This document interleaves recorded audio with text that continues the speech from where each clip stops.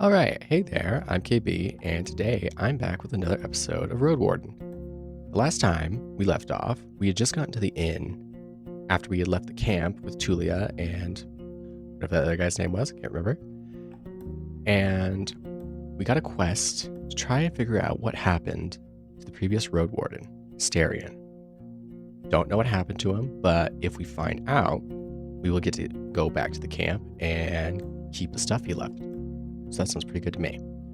There's quite a bit that we have to read through at the end, so I'm going to get right into it. I'm going to ask them if there's something to eat because I am not doing good on nourishment right now.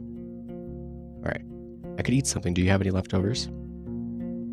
Yes, I feed them to our boar. I won't give them away for nothing. Oh.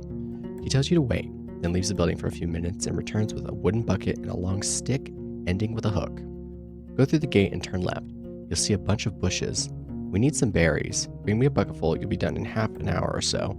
Your horse could use the nap anyway, and I'll prepare something to fill you. The hook is not made of metal or wood. It is a long, curved claw, almost black. Alright, I reach for the tools. Half an hour, that's quite a lot for berry picking. I won't do that. Do I look like someone who forages for berries? No, we're going to do it. Alright, I reach for the tools. Half an hour, that's quite a lot for berry picking. Tools are cold, not too heavy. You notice a pair of thick gloves at the bottom of the bucket. Ah, the berries are not a problem, the innkeeper smirks. Unlike the snakes, better scare them away with a stick or move them with a hook. And protect your hands. The little ones won't eat you, but don't get bitten. I'm sure you know how to be patient. Fine, I'll go right away, or I have other questions. Oh, I do have other questions. I have other questions.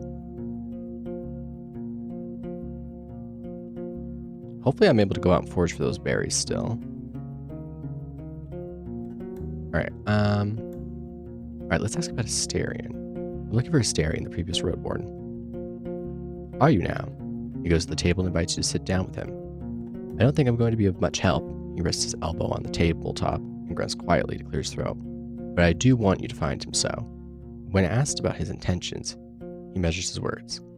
Asterion and I made a risky deal. Well, very promising one. Last time he was here, he took 50 coins, my half of the investment. He knocks on the table with a fist anxiously.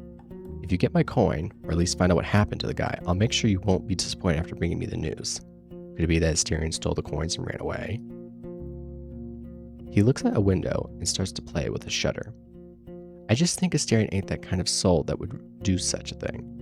For him, it wasn't much of a fortune, and I'd risk saying he earned my trust. Not only mine, you know. It's easy for a Roadwarden to make connections.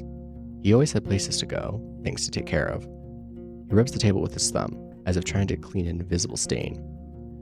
I've asked travelers. I've sent a couple of my pals to find him. No real news.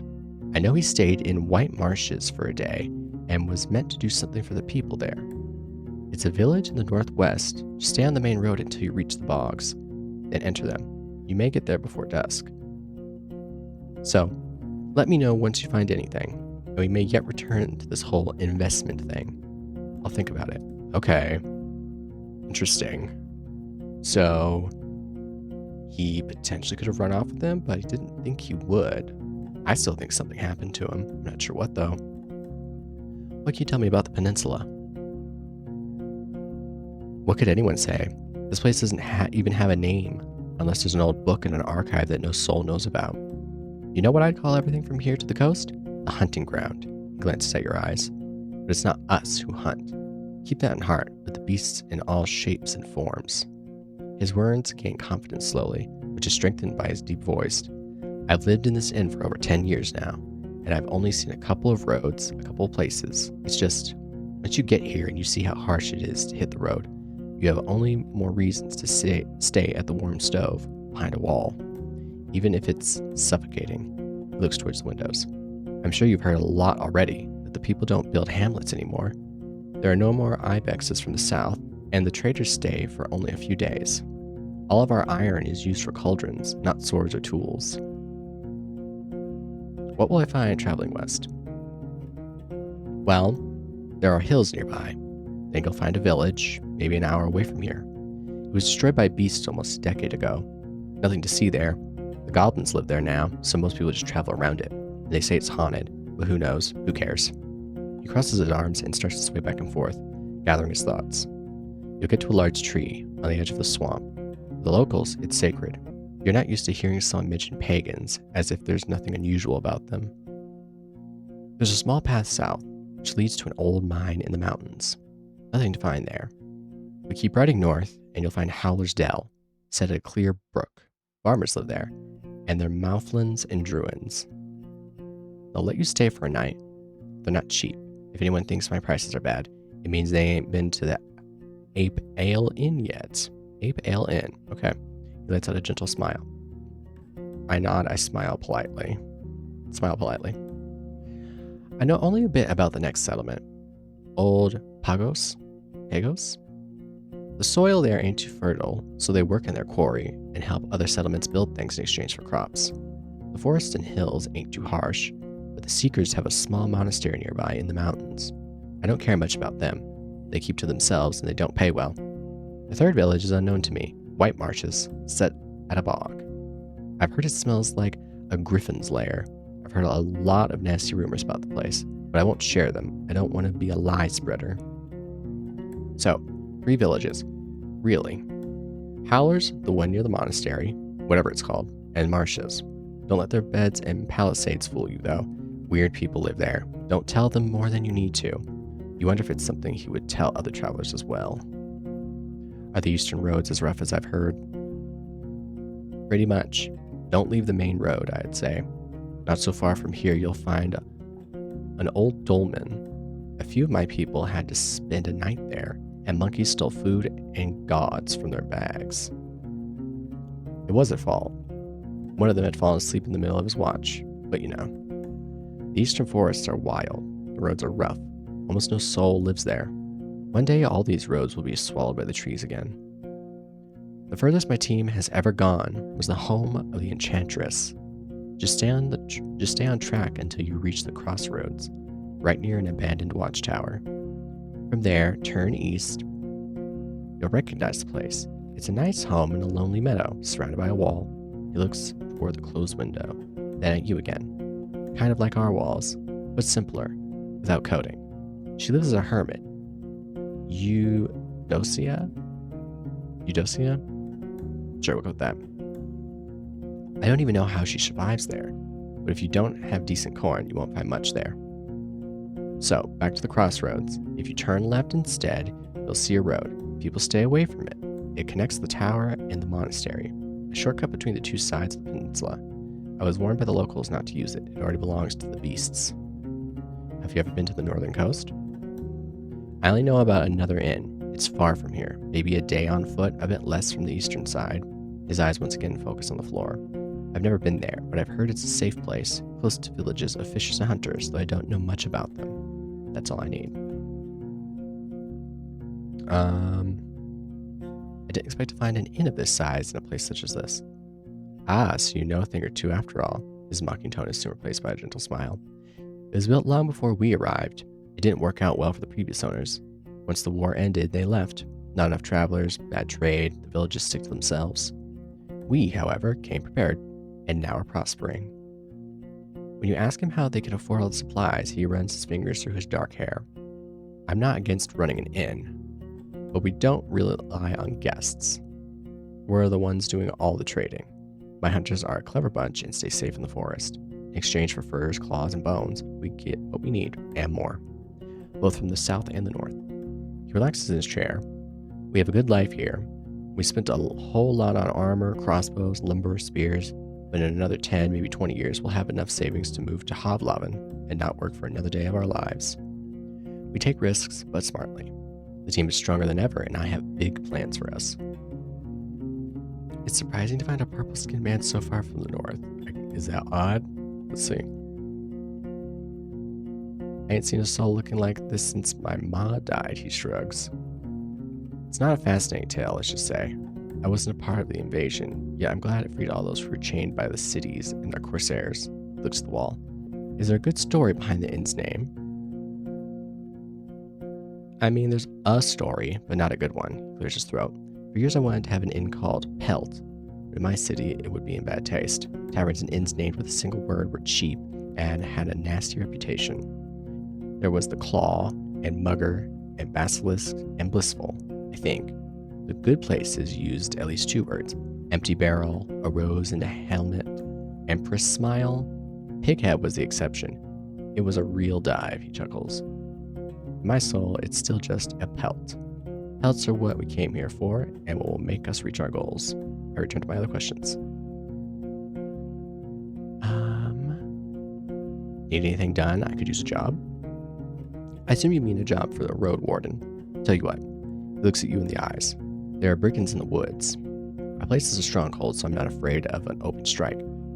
But they've gotten more active in the last 2 years. One day, they may steal our furs, and I have no doubt they're the reason why merchants come here only once. Having bandits around gets expensive. He rubs his hands together, camouflaging his paws. I want you to reach Howler's Dell, northwest from here. It's the largest settlement around. I'm sure you'll get there sooner or later. Ask Thais, the mayor, about Glaucia, that bloodthirsty wolf of a woman. I've heard rumors about a raid in the north. If Glaucia is ready to break the truce with the locals, I'm willing to join forces with them to get rid of her band. He looks at a nearby dragon bone. Not too difficult, right? Just do it when you have a chance. A couple days won't make much of a difference. I'll pay you 2 coins when you get back with the news. Fine? I nod, or 3. 3. He nods with a smile. What else do you need? About Glaucia's band. He freezes, observing your hands silently. He wants me to get the answer in the mirror. Oh, okay, I'm on it. So I have to come back and talk to him. And that'll be for that quest. Okay. Any rumors worth sharing? He crosses his arms. I don't like to talk about people who ain't nearby, but you know what you're doing. Who are you wondering about? Tell me about... Oh. Use your keyboard to name people you're interested in. Who am I interested in?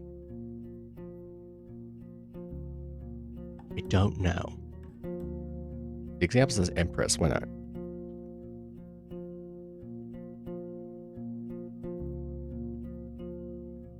What do you mean? Are you trying to find her after all these years? He chuckles. The Empress is gone and she'll never be back. She's as dead as shit. Now, who's the Empress?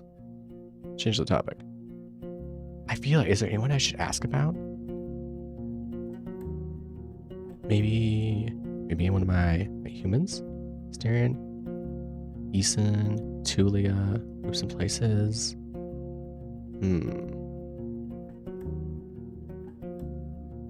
I don't know.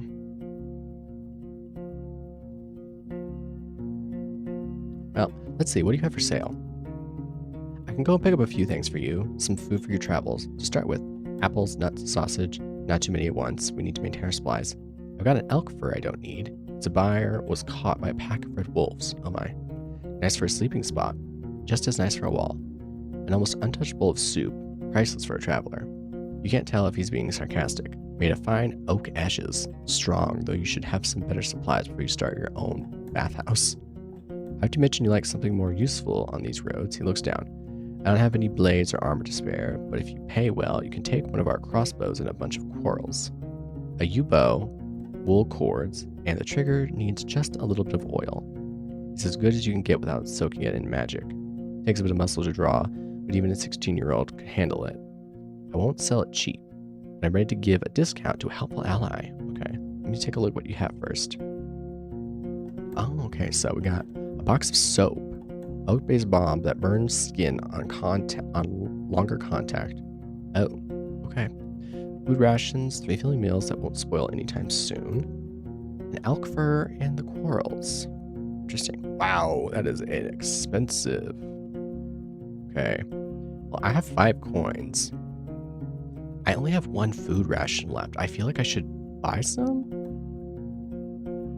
Oh, I can clear this. Okay. I'll buy more tomorrow. Interesting. All right. Oh, I got 3. Oh, I got 3 for 1. Nice. Okay. I'm happy with that.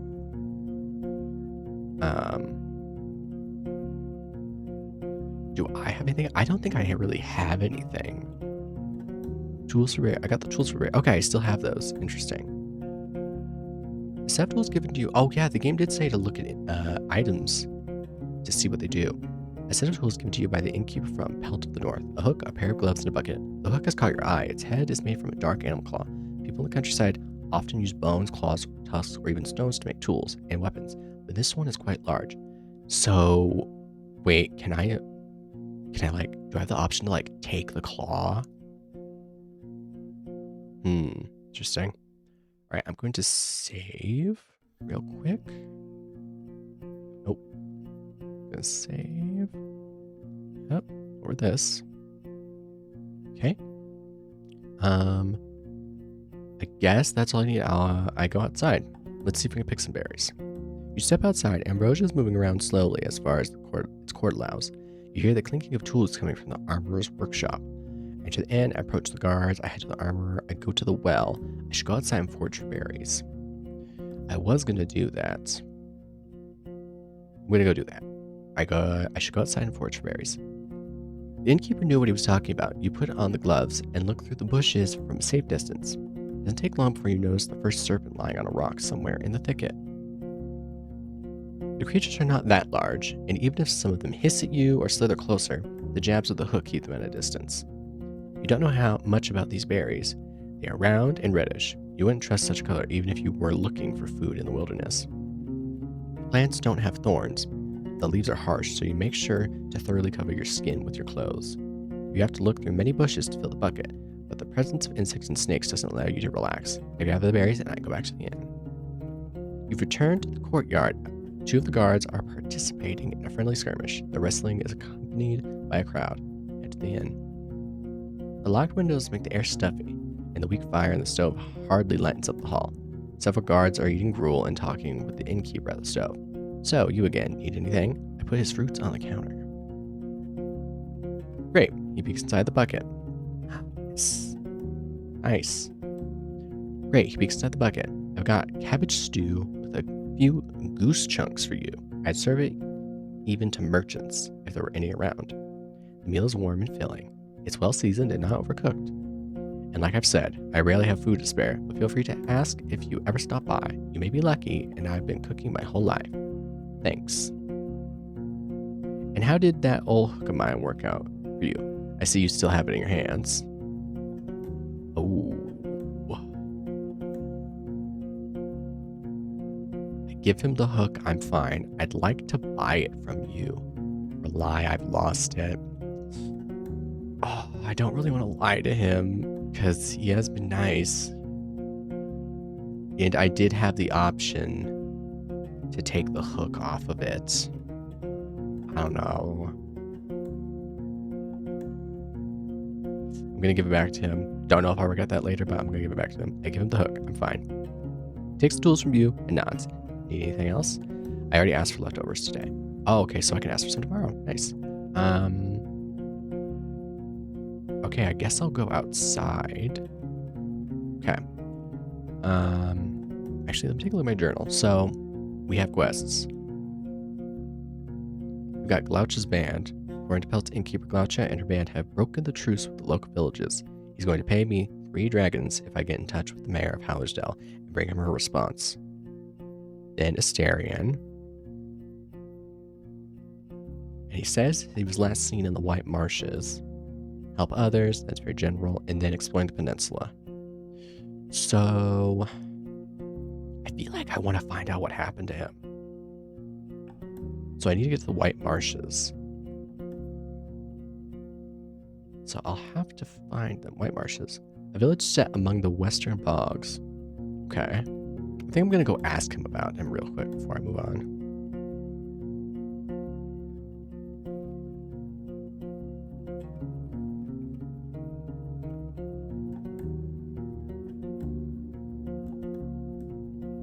Well, not a large man, though broad-shouldered, red hair and beard. I don't know what to say. He raises a muscled arm and places a hand on the back of his head. He was a fine fellow, but I doubt he's alive. He always tried to stay away from things, let's say. People knew him, but he didn't really have allies. Maybe the locals know what happened to him, yet decided to not help him, or they wanted to get rid of him. He leans forward, looks at his books. Asterion was a fine man, a quiet one, but not dumb. He aided me many times, not for free, of course, and when he couldn't finish the job, it was for damn good reasons. And you know what? He looks you in the eyes. He was scrupulous, patient. I'd be shocked if he died because of some mistake of his. Maybe the bandits got to him. Why not? Interesting. Okay. Alright, I'll head outside. I guess I'll go up to the guards. What are they doing? The woman in yellow armor is kneeling next to a brown, hairy boar, which is resting on its side.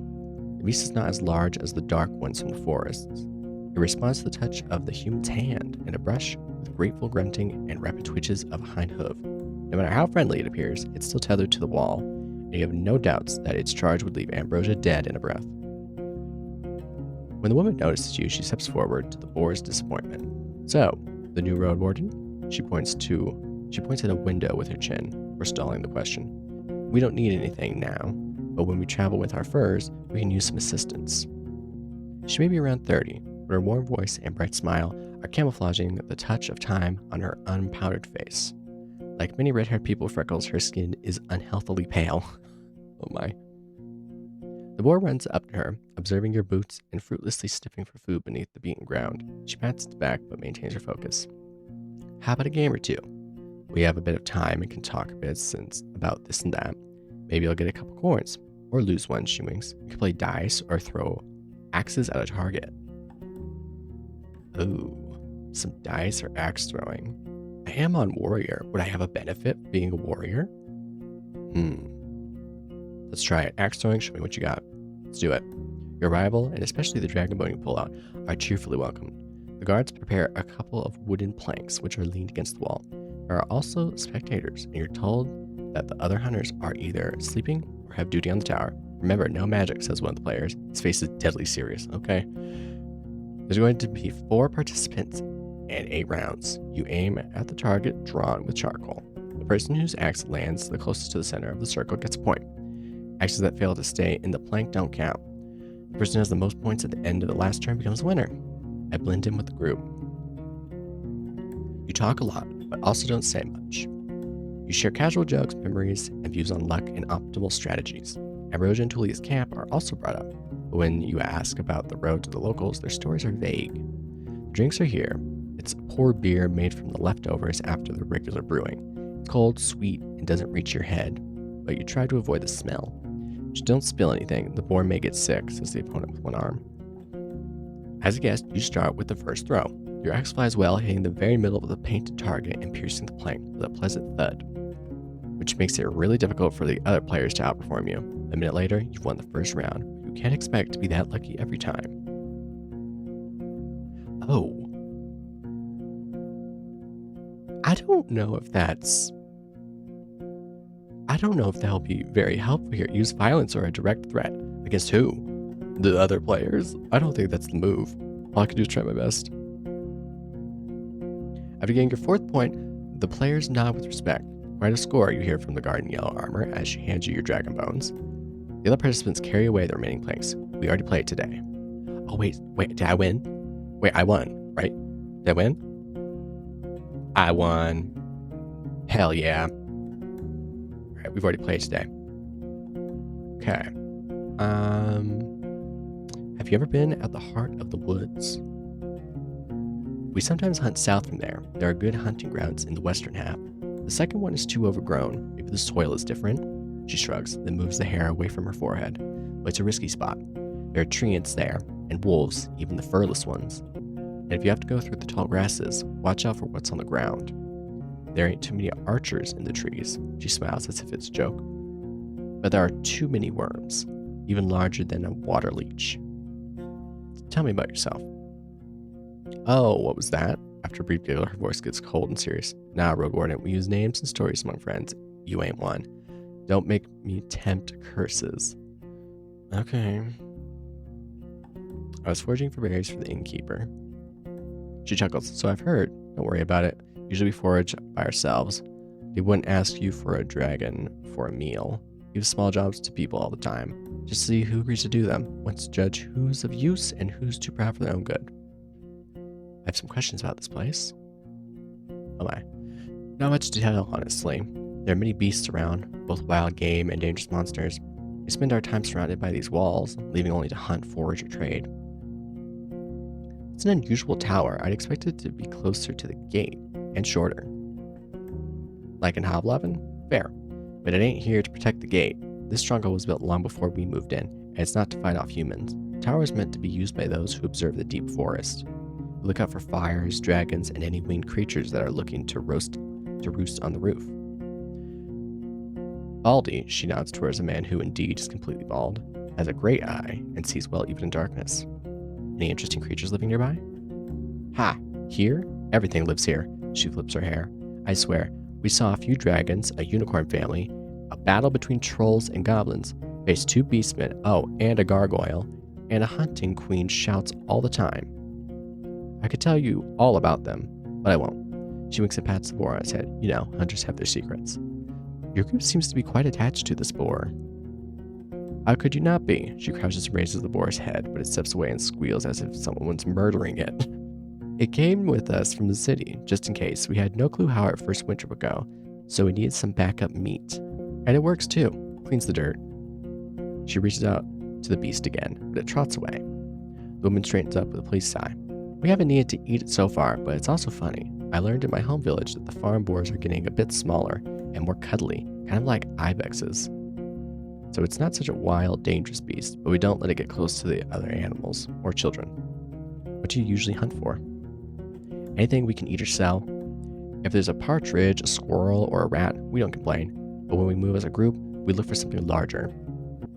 Deers and aurochs are delicious, but we don't always look for taste alone. There's value in bones, antlers, claws, tusks, things people use to make tools or sculptures. We use some of them to make tools and spears. You can never have enough spears. She pauses and looks at a strand of her hair, then suddenly speaks up again. And we look for furs, of course. What can I find north of here? I'm sorry, we don't really go to those regions. We stay close to home, only sometimes moving south or west to Howler's Dell, but only to trade. They're fine with buying more than they need, since they then take wares to the coast. She takes a long breath, twirling her hair and gathering her thoughts. You know what? I've never even seen a beach. And I've been living here for how many? More than 10 years now?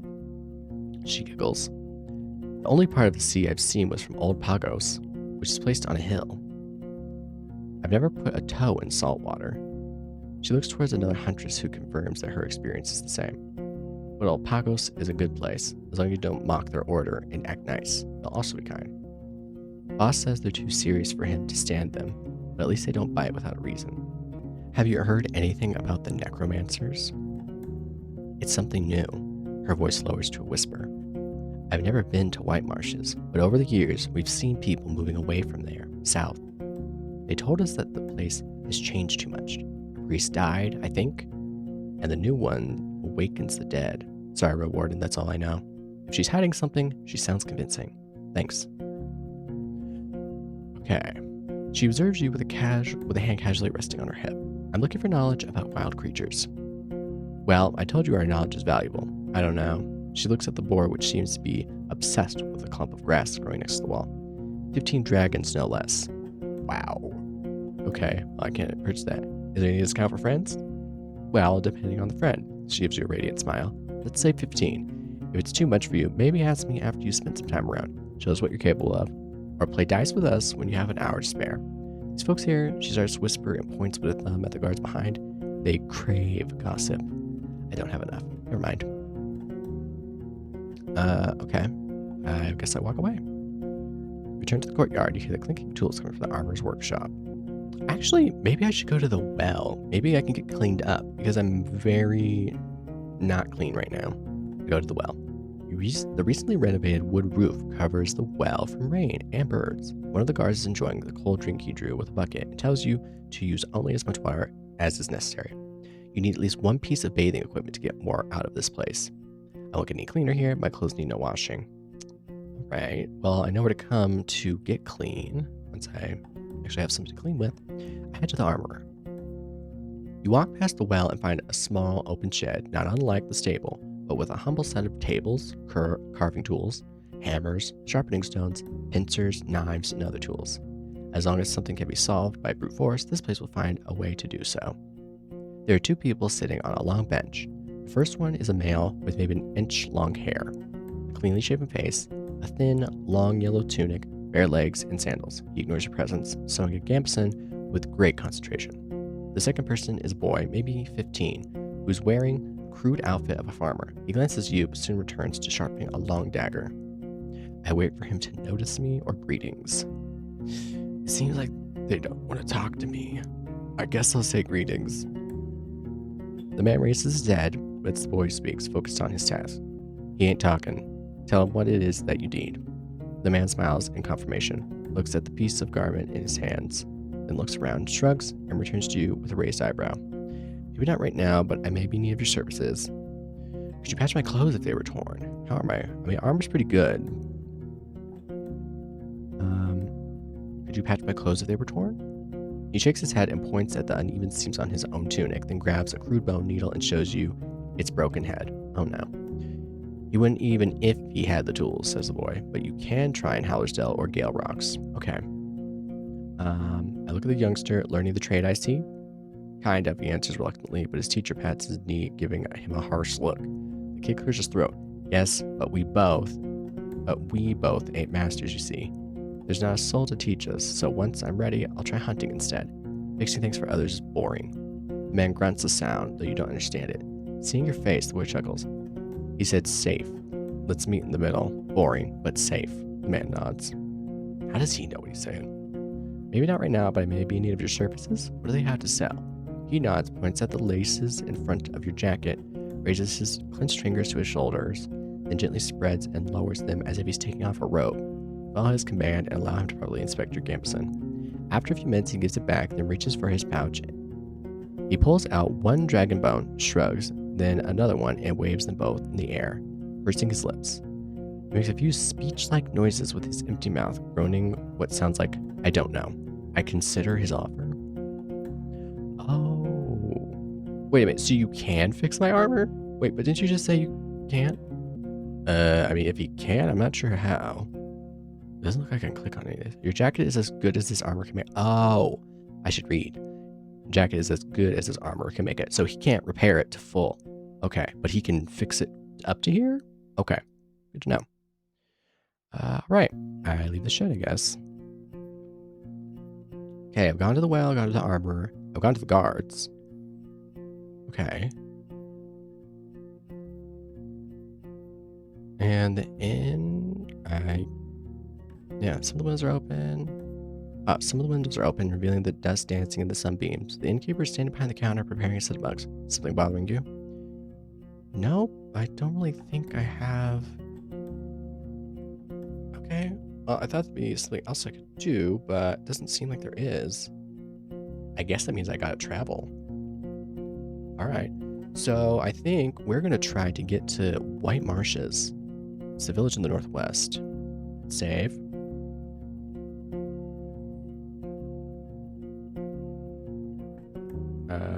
Is travel? Yep. Okay. So, the Southern Crossroads, a point connecting the deep forest of the east, the western wetlands, and the road to Havlaven. Massive inn surrounded by a wall, a shelter for monsters and highwaymen who are currently here.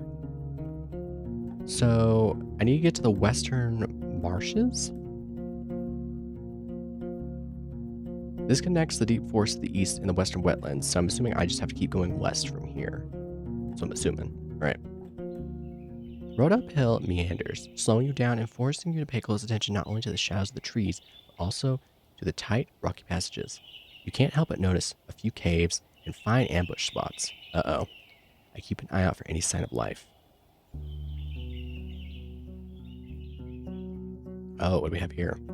The ruined village. Oh, we're here. Standing in front of the gate, you hear no voices, no tools at work, no steps. Dozens of birds live among the collapsed roofs. Their fluttering, singing, and squawking is free of worries. If you want to travel any further, you need to ride around the palisade. Searching the ruins may take a lot of time. The broken gate in the north will lead you to the village. The sound of a gentle river reaches you from the east, where you see a saggy fence surrounding an overgrown pasture. Behind the burnt building in the east, you see an oddly barren field. I approach the building near the field. The broken logs and planks are charred, while the wooden walls are rotten and covered in moss. You see no ashes or dust, proving that the fire happened long ago. The smell is awful, and there are no reasons to stay for long. You see no furniture, just some broken shelves. It was just a storage room. The valuable odds and ends were already taken by the scavengers. Take a closer look at the gate. The palisade is in good shape, and the entrance wasn't even touched by the fire. It was torn away, possibly thrown. The amount of used force must have been huge, but you'd expect that it would push the gate into the village, not away from it. You don't see any marks of a dragon bite. A troll could toss such planks, but after so many years, you see no paw prints. A mage? You can't really tell. I move forward. Where do you want to go? I explore the southwest part of the village. I inspect the fields in the southwest, or I inspect the pastures in the southeast. I guess the southwest part of the village? The buildings, some of which have collapsed, are made of wood, now charred and rotten. You spot claw marks on the walls, especially close to the doors and window frames. They could belong to a dragonling or a large wolf larger than the gray ones, or a corpse eater. Too many options to make a guess, yet no beast remains in sight. You find the remains of clothes, furniture, odds and ends. Only one object seems to be of use, a basket-like fish trap made of vines and willow branches. If a large fish swims to it, it won't be able to get out on its own. It's quite large, but I can fit it on my saddle. You feel a slight aching in your stomach. Where do you want to go? Oh, wow. There is a lot to look in this village. I did not realize they weren't kidding. You should look at the fields. You're surrounded by what looks like a field plowed in late autumn, disturbed by hundreds of rains and snowfalls. There's a few clumps of grass and wheat. A place like this one, abandoned for years, should already have turned itself into a green lay. A barren field, maybe it was overused, but you would still expect the weeds to sprout. A curse?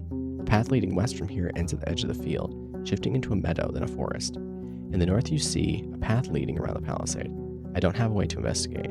I inspect the pasture in the southeast. You don't find any single sign of the livestock that lived here in the past. Any bones, horns, antlers, or dung have already been devoured by the wilderness. The pasture ends at the river.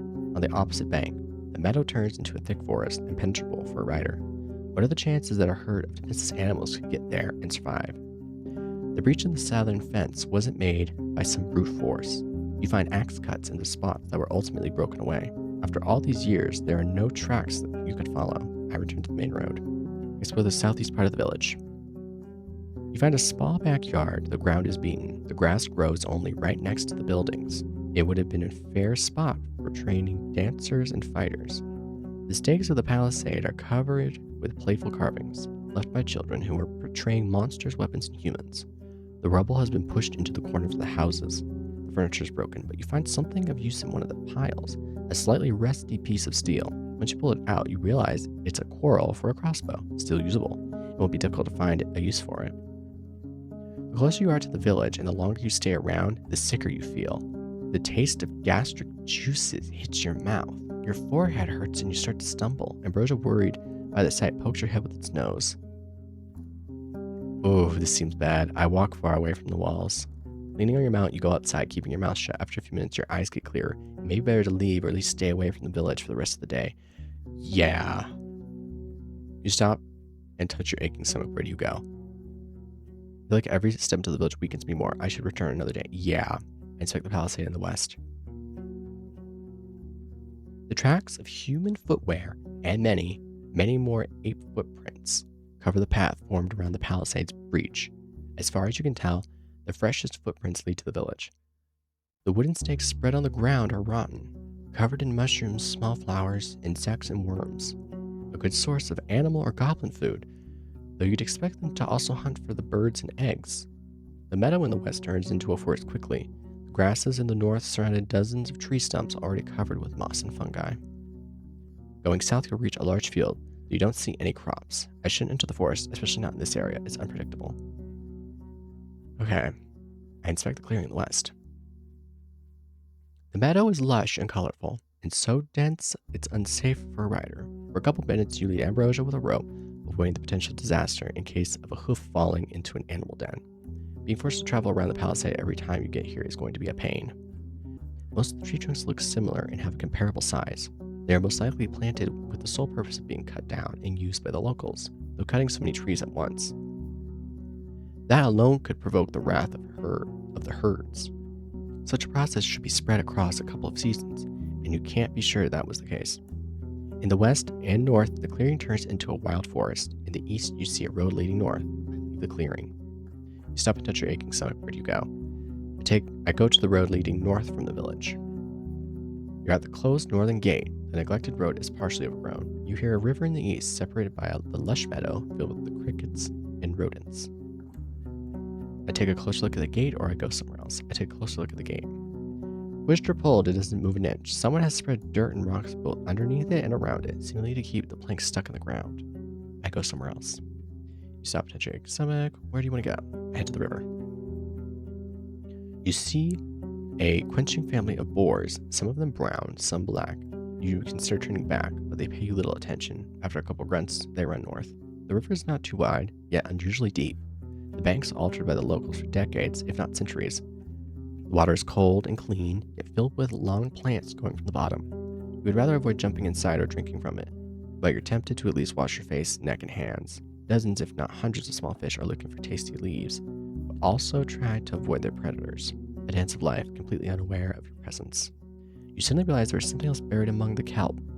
A rusty sickle sticking out of the ground, a couple of stone axes and hoes. The wooden handles and large wagon are covered with moss, but you recognize their shapes. Why would someone drop them here? On the opposite bank, the meadow turns into a thick forest, impenetrable for a rider. I turn back. I consider washing myself in the river. The living stream filled with fish and plants won't help you much. You need at least one piece of bathing equipment. I need to find some bathing equipment. I spend some time setting up a fish trap? Sure. You place the basket on the ground, then grab a bowl and start digging, looking for a few larger worms. You bait the stick and push it inside the basket, locking it between the sides, then cover the entrance with the lid. Tying it together takes you a few good moments, but will be easier later on. You attach the entire trap to a bush and push it into the stream, far enough then that it sinks entirely. Who knows how long it will take before something large enough swims inside. Still, it would be better to not wait for too long, otherwise the prey may die of hunger. I step away.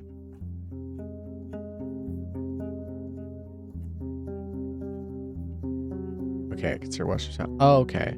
I was kind of confused. I keep forgetting that I can use the travel button. So this village seemingly, I can't explore in there because something bad is going on in there and making me sick when I'm in there.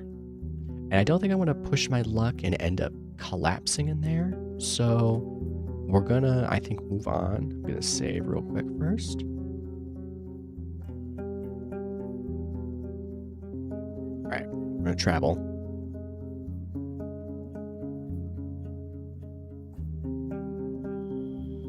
All right. Oh, what time is it? 9 hours, 30 minutes before dusk, day 1, 39 days before autumn. Okay. You enter the wetlands, with their many streams, ponds, and fish. Large birds run and fly between the gray, sparse trees that are covered with moss, mushrooms, and critters. For a human, it may be an unwelcoming and harsh realm, but the overwhelming swarms of insects prove that it's a realm full of life. The danger, with teeth and claws, is hidden below the water surface. I stay away from the banks.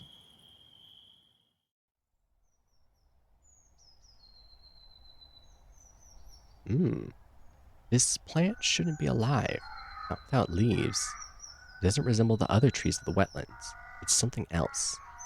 You get off your horse and prepare your axe. The water is filled with dirt and dead plants, and it smells like an old corpse. The roots are spreading far, breaking through the water's surface.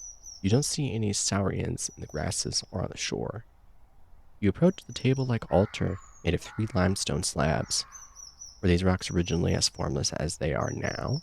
Or was there a point in time centuries ago when they were precisely shaped and decorated by masters of artistry? There is no way to tell. Ambrosia is peacefully observing the dark grass and slapping flies with its tail. Whatever it is that you feel in the air, it's clear that your companion sees this place through very different eyes. A smile scratches the bottom of its neck. Go ahead, I'll look around for just a moment. You don't see any creatures nor humans. I look into the water. You step cautiously without knowing how deep it gets. You have to consider that Saurian could be camouflaged in the mud, waiting for a victim to get near. Since you don't plan to kneel down and drink, you're hoping to dodge a potential strike. Once you get closer, you start breathing again. While the water is dirty, it's also shallow. You see the vegetation, swimming insects, and even small fish. All of them stay away from the tree roots, which look like a spider web covering the bottom of the pond. Aside from that, you don't see anything that would catch your attention. Ooh. Take a closer look at the roots. You kneel in front of one that's lying on the shore. It's brown, covered with hair that resembles that on your arm.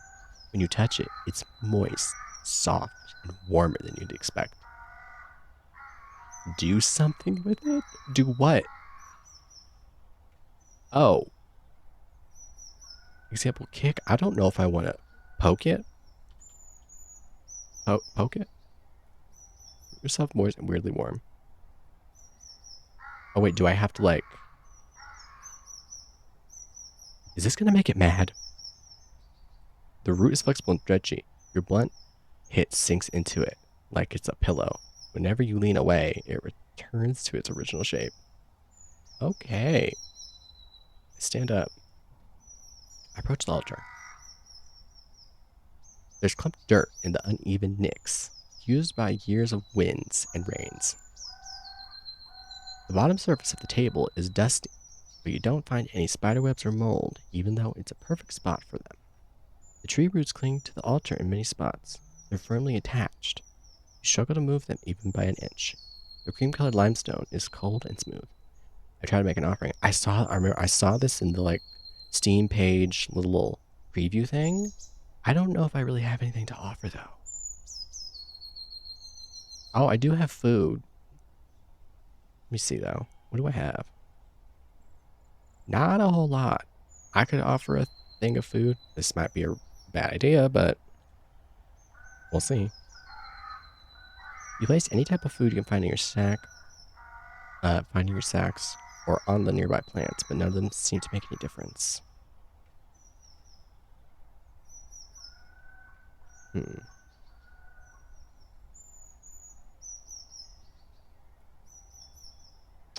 Can I cut the roots? You pull out your knife, then stop in place. You can't tell what the results of wounding the tree would be. Oh, I feel like this is going to be a bad idea. It feels like this tree is alive. Like alive, like a monster might be. I think I'm going to not do it. Not yet. Seems like a bad idea. Wait, so I'm trying to get to the White Marshes. Where are they? Village in the northwest. Okay, so I should head up. Oh, I am kind of curious about what I might have done. Maybe I can come back. Try to make another offering. All right, let's head north. Wait, what time is it? Let's see. Okay, it should be fine. Okay, let's go. Right. Oh, look. Okay. You slow down. Among the shrubs, a small pack of dragonlings is feasting on the carcass of a gray auroch. One of them, with red feathers on its arms, straightens up and gives you a curious glance. Its head tilts left and right, forward and back. It screeches at you, but doesn't move forward and returns to its meal. You wonder what would happen if you were on foot. Would they let you be satisfied with their prey, or would they run after you? But if so, for what reason? For now, you have enough space to move forward, yet stay safe. The powerful jaws break the monster's bones loudly, and bite off and swallow chunks of meat. I ride forward, but I keep my distance and look over my shoulder.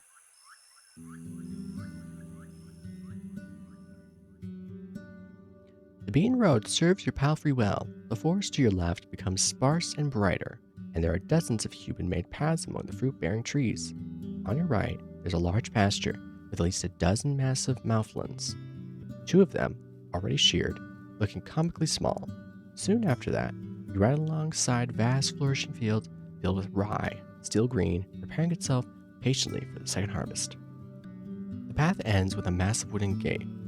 The stone wall separating you from the glow of lights behind it isn't as tall as the roofs, but you can't imagine climbing to its top. There are pretty much no cracks, no missing bricks, a sign of many hours of labor, especially considering how massive the settlement is, as wide as a city district. The birds and monkeys are now just a distant echo, replaced with the sounds of carts running, hammers, saws, laughters, and shouts. Finally, maybe I can rest here. I don't feel comfortable in large settlements. Let's get this over with. Okay, me. A young man is leaning against the closed gate, covered by its shadow. He's young, tanned, and has a short, elegantly trimmed red beard. Beneath the green gambeson, he wears an expensive tunic decorated with colorful trim. From his arms hangs a steel helmet, though the helmet is so thin that it's mostly made of wool and leather. He moves into the light and takes on the posture of a disciplined soldier, not a mercenary. He's standing upright, with his chin up. There are 2 weapons on the ground, leaning on the wooden beams of the gate, an axe made of steel and a wooden club. He doesn't reach for either. You dismount smoothly, still having some vigor left. Ambrosia holds its tail high. A narrow path leads north, toward 2 field workers, one with a hoe and one with a pitchfork. They wave to you. You can't see their faces, but their clothes are simple. Gray pants and vests, made from hemp and wool. I wave back. Why not? It's better to keep some distance. I just approach the guard. I wave back. Talk for a bit, looking toward you and pointing at your mount, then walk away, disappearing behind the wall's corner. The guard smiles, yet avoids your eyes, and has to clear his throat before he speaks. Welcome, traveler. If you're not here to make trouble, Howler's Dell welcomes you. Oh, I'm in Howler's Dell? Oh, darn. I was trying to get to the marshes. Did I have to pass through here? Well, oh well. We're here. Howler's Dell welcomes you. We have the whitest flower there is. When he bows, you realize it's a well-practiced performance. If it's new garments you're looking for, you can order everything you need right here, in all colors, shapes, and sizes. Capes, boots, vests, robes, or if you're yourself a master of the needle, I can assure you we have the fabric you're looking for. His act is over, and he glances at your mount in a moment of silence. His eyes get wider as he observes it, with a childlike fascination. This is Ambrosia. It helps me patrol the road. You can pat its side if you want, but no sudden movements. Sure, why not? He follows your instruction, even though your palfrey pays no attention to the man's careful touch. The guard grins widely. I'm KB, your new Roadwarden. I went to see your mayor. City folk, aye. The mayor is busy, but I'll ask her. Give us a moment to let you in. He knocks at the gate, which is then pulled inward by 2 other guards, a man and a woman, wearing their own gambesons, similarly green, but tailor-made to match their figures. The nearby buildings are simple houses made of wooden beams and covered with thatch, while the storehouse is even more modest, with a roof made of planks. The watchtower has a ladder made of ropes and sticks, no stairs. Just give me a moment. The guard strides away before he finishes the last word. The others close the gate behind you and observe your mount carefully. Your eyes run east to a humming creek running through the center of the village. I wait for the return of the messenger. Calming sound, eh? That's Howler's Creek. The guard, like most of the locals, is taller than you. Wide but shallow. There's not been a flood in years. Pa told me there used to be no bridges. Neighbors crossed it with their boots in their hands. And 'tis clean like a raindrop. But there are not many fish. We're the cleanest village in the north, her companion chuckles brightly. When the guard returns, he's still alone. She cannot come now. A friend of mine is in labor, The mayor wants to be there when the child arrives, but I was asked to show you the village. I nod. Fine. He approaches the watchtower. Tie your mount here. We'll keep the kids away. Most of the neighbors are getting ready to celebrate. Once you're done, he grabs the rope ladder. The view from up there is gorgeous. Oh. I nod and think of my knife. If it's a trap, I'll get him first. I don't think that's the case, I hope. I climb after him. Even though the ladder swings in all directions, the guard gets to the top quickly, like a monkey climbing up creepers. You, on the other hand, need to stop and wait for the ladder to calm itself. When you join the man on the wooden platform, you're a bit dizzy. He's leaning on the wooden parapet, observing the area with a smile. I look around. See? There's no place like Howler's Dell. The guard points in every direction, giving you no time to contemplate. For the next few minutes, he describes the fields and their crops, the flocks in the pastures, and the shepherds inspecting the fences, the ancient garden of trees and bushes larger than the village itself, the sunlight dancing on the stream to its own tune. If you are to believe everything he describes, this place has access to everything in abundance. The sweetest honey, the most fragrant bread, the softest wool, and the beer. 'Tis excellent. He sounds like a city merchant who's trying to sell an old house. What an annoying kid. Near Hovleben you could find 5 larger and richer settlements in less than 2 days. No wonder he's so proud. Why wouldn't he be? They've tamed this scrap of land and live in comfort. I'm not going to be rude. The aisle in the middle connects both parts of the village.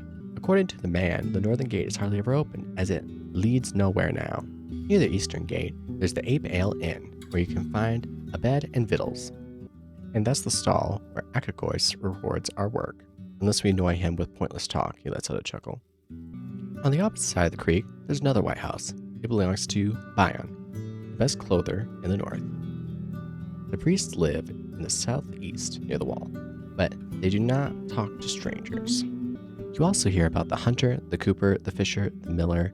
The pie maker lives with his sister.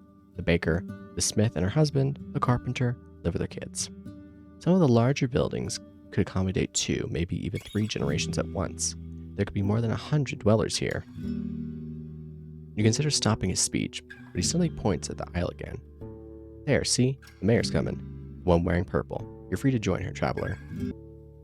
You try to get down quickly, but 2 steps are enough to make you sure that it's a bad idea. You wait for the ladder to find its balance. You're relieved when you touch the ground again. You untie your palfrey and follow the guard. You pass a small pasturage surrounded by a wood fence. A few loose chickens and a tethered boar. The fancier buildings are covered with whitewash coating and surrounded with vegetables, herbs, and flowers. The bridges are wide enough to carry even a wagon, but for Ambrosia, walking on the wooden beams is far from pleasant. The aisle is empty, but you notice an empty stall painted with the shapes of colorful flowers. I walk over the second bridge. Along the entire path, you notice more and more people, observing you, smiling, or casually greeting you as they're focused on their own tasks. Finally, you reach the main square. A large tree grows in the center, surrounded by dark water, held together by a thin wall, perfect for sitting, but the smell coming from the liquid makes you think of rotten eggs. The plant reminds you of the tree you saw in the south, next to the swamp altar. Oh. In the north, you see the Ape Ale Inn. Judging by the tables, stools, and benches outside of it, it's open for guests. The villagers are chatting and dining loudly, and you catch their curious glances. On the side of the dining area, the merchant is arguing with a tall, broad-shouldered worker. An old man is sitting by himself, eating a pie, with a walking stick leaning against the table. A young woman is cleaning the empty mugs in the creek, speaking with a man at least twice her age, maybe her father. I need a spot to tether Ambrosia.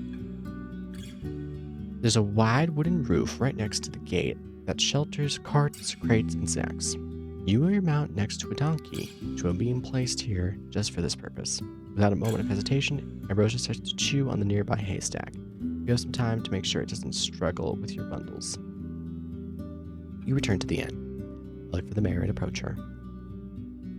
She's sitting on a chair with a 4-year-old boy on her knees.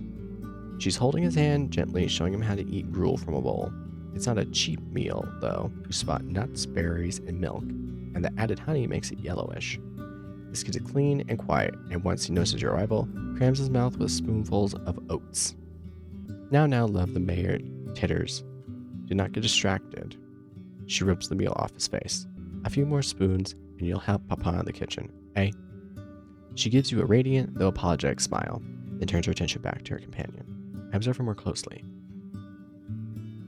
Her long, full-sleeved linen dress must have been dyed once in blue and once in red to achieve its dark, fancy purple, which would draw looks even in Hovlaven. From her left shoulder hangs a green woolen cape, as thin as a shawl. The brown belt on her waist has a large steel buckle that portrays a running deer with unrealistically large antlers growing in all directions like tree branches. Unlike her tribesfolk, she's pale, with powdered and rouged cheeks, and her lips match her outfit, though they're a bit closer to wine red. The thick gray strands in her long, blonde hair look more like a fashion choice rather than the result of aging. Her eyes are the color of her cape, keen and vigorous. She's shorter than most people around, though would still be the tallest woman in most of the northern settlements. While she's around 40, her slim hands add a fragility to her appearance. Even though her posture is upright, her legs confidently crossed, and her delicate voice assertive. She makes plenty of gestures, but her shoulders hardly ever move. I wait for as long as it takes. I need no invitations. I sit down on a bench.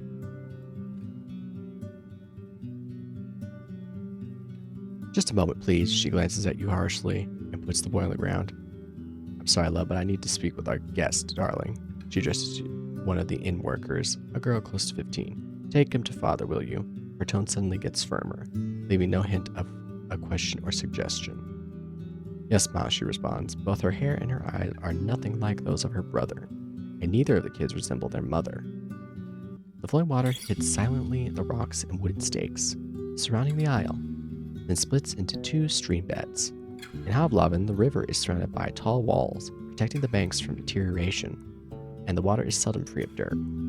Here, the smell is as fresh as it would be in the woods. So, we have a Roadwarden again. The plant reminds you of the tree you saw in the south next to the swamp altar. I'm sure you're hungry. My husband will bring us something soon. I guess I'll say I appreciate it. Do not mention it. Hunger makes me peevish, and the day is too nice for that. She taps her chest and looks at a flock of birds that fly above you loudly, heading south. As we're waiting, be so good as to help me understand something. Even if you're but a mercenary, I cannot imagine a single reason for you to choose this realm for your wardening, not so long after Astarion's disappearance. There's no treasure, there's no glory or treasures to find here. Her pale fingers form a tent on her stomach, then clasp, leaving the four fingers pointing at you. You were sent here by the merchants. They want the peninsula. Oh my. Present Havloven's interests as an opportunity. For the situation as lightly as I can. I simply explain the situation. I make it clear that collaborating with the city would keep people safe. Well, she's caught me. I don't have the fact the guild needs new opportunities. I mean, I feel like denying it is probably not going to be the move. The question is, which way do I go about this? I simply explain the situation. Well, she caught me. I don't hide the fact the guild needs new opportunities. Should I just explain the situation? I feel like trying to make her feel some way about it is not going to work either. She doesn't seem like the person that would want someone to do that. I think I'm going to just simply explain the situation. You introduce yourself and confirm her suspicions. The guild and the deputy are in agreement. They are willing to send troops to this place to defend the settlements and patrol the roads. They'd cover their pay. You'd only have to look after their board and lodging. You explain that the rate of taxes is open to negotiations, but they would be taken twice a year, in spring and fall. You have time to think about it, you assure her, and you're free to consult with your people. Safer roads bring many travelers, artisans, merchants. I know you realize it's an opportunity. Yes, I do, she finally interrupts you. But roads bring other people as well. Not all of them desired by us. She observes your palfrey. She twists her deer buckle left and right, left and right. The times have changed, and your superiors were kind enough to send a messenger, not a temple guard, with a list of demands. She grasps the buckle with her fist, but when it comes to the guild, there's always a catch. Her accent is now almost identical to the one used in the city. Oh. You're speaking from experience, I assume. Do I really sound that confident? She titters and waves her hand by her chin, as if you just offered her a compliment. I've seen such negotiations during my studies, but I can't say I took an active part in them. Let me show you an example. She theatrically clears her throat, patting her chest with one hand and covering her mouth with another, then leans forward and rests on her elbows, allowing her hands to freely make gestures. You make a deal with the settlement, flour and wool in exchange for coin and tools. You send the first traders, and they imply that you're ready to pay more for, let's say, parchment. Months later, you want no more rye, just the parchment and wool. We cannot butcher any more mouflons, the locals say. Don't worry, you answer. We'll send you a small flock. Just turn one of your fields into a pasturage. She pretends to speak as different characters. Her voice comically shifts, and she has no issue switching between accents. I keep a straight face. She swings her hand above the table. Another year goes by, and while there is more parchment, the village lacks some crops. The tribe needs not just tools and coins, plenty of coins, but also seeds, and the guild is not satisfied. Sending our wagons costs a lot, and there are more highwaymen now. If you want us to come again, you need more mouflons, and to sell us their cheese. And guess what? With a haunting laugh, she straightens up and spreads her arms like someone a third her age. Turns out that the village can't say no anymore. They lack supplies, seeds, and land. They can't refuse. I have no doubt Smarly like yourself is going to protect her people from these games. Don't you think the city would see value in keeping you strong? Fewer risk for them? I nod, she's right, and it's better not to say anything stupid. I don't really know if she's going to take well to either of these, if I'm being honest. Boz doesn't linger for long. I see we understand each other. Let's finish the introductions. I'm Theus, one of the keepers of the Ape Ale Inn and the mayor of Howler's Dell. I assume it would be convenient for you to take my answer back to Hovloven. She wonders for a moment. Say, when could we expect the first caravan? After winter? It depends on what you can sell and what you want in return. While the conversation goes on, the food gets served. The refreshing aroma of roasted mutton covered with a thick sauce made of mint, parsley, and honey tempts you to bite in right away. The juices are sinking into the round trencher, a plate made of simple brown bread. There's also a small bowl filled with chopped red radishes and sliced boiled egg, and a mug filled with cold buttermilk. It's all brought by a few young people, all of them referring to the mayor as their mother. And in the end, the innkeeper himself shows up to wish you a good meal. He's wearing a clean orange tunic and a not-so-clean apron made of hemp.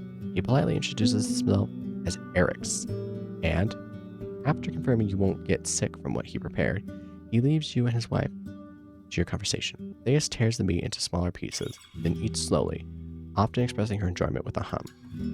Meanwhile, we get to the important stuff.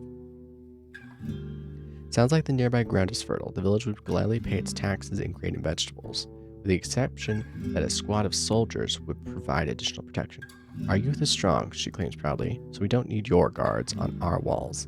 But a lone Roadwarden won't keep the roads passable. We need fighters willing to patrol the paths, maybe even the heart of the woods. That's what we'd expect in return.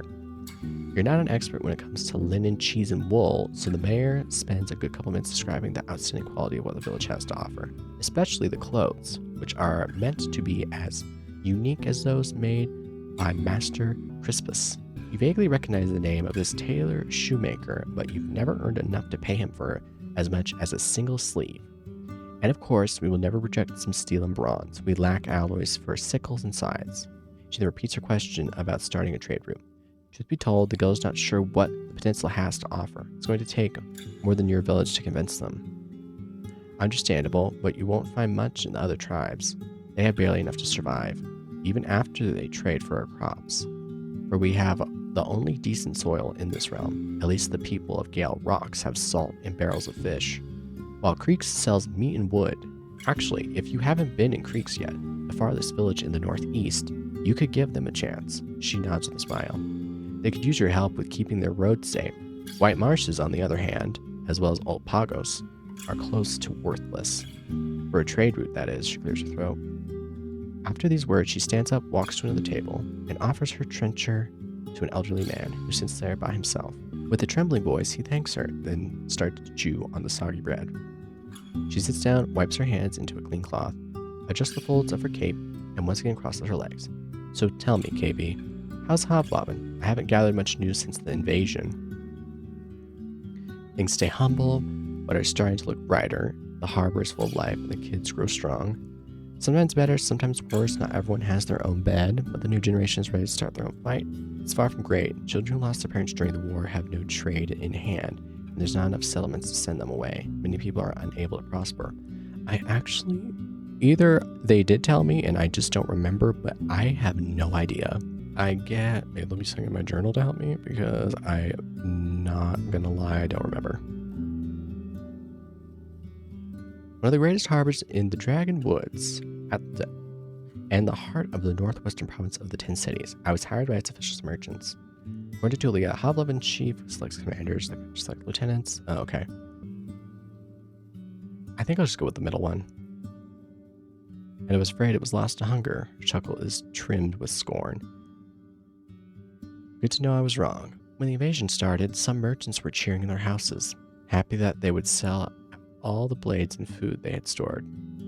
Can you believe it? This panic will make us rich, she imitates the voice of a pompous man. That's why when the southerners reached the villages, they found almost nothing to eat, she sighs. Staying in a remote peninsula truly can't be a blessing.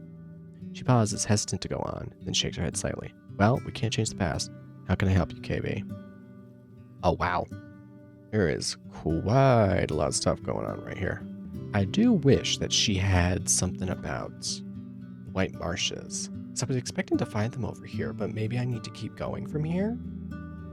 I can look at the map. I probably just need to keep going. They did say it's in the northwest, so I guess I'll have to pass through here. Though I have been going for quite a while now, I didn't expect to encounter Howler's Dell. I thought I was going to end up in the marshes without, running across this place. And we've got quite a bit to discuss. So, in the next episode, we'll continue with this and see what information we can find out from Ties.